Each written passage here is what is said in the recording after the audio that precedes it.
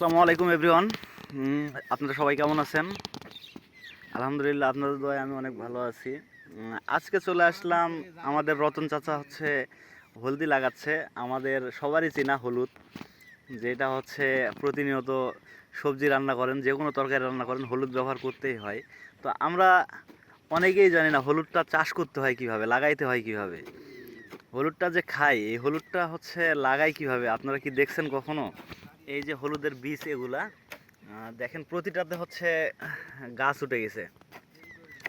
এই যে দেখেন প্রতিটাতে গাছ উঠে গেছে। তো এটা হচ্ছে মাটি সুন্দর করে চাষ করতে হয়। তো চাষ করার ভিডিওটা এখানে নাই যদিও, এর জন্য অনেক সরি। এখানে হচ্ছে হলুদটা লাইন করে দিয়ে দিচ্ছে, দিয়ে হচ্ছে এইভাবে মাটি দিয়ে দিচ্ছে, মাটি দিচ্ছে। এখানে হচ্ছে দিলীপ এই হলদির চারা হচ্ছে এখন রোপণ করবে। এই যে দেখেন এইভাবে হচ্ছে হলুদের চারাগুলো রোপণ করতে হয় এইভাবে।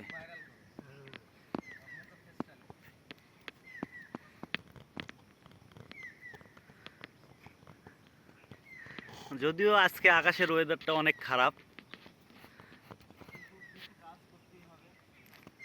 দিলীপ দা, এইভাবে যে হলুদ রোপণ করতেছেন আপনি, তো হচ্ছে আকাশের ওয়েদার তো অনেক খারাপ, বৃষ্টি হবে, তো চারার সমস্যা হবে না? চারা মারা যাবে না?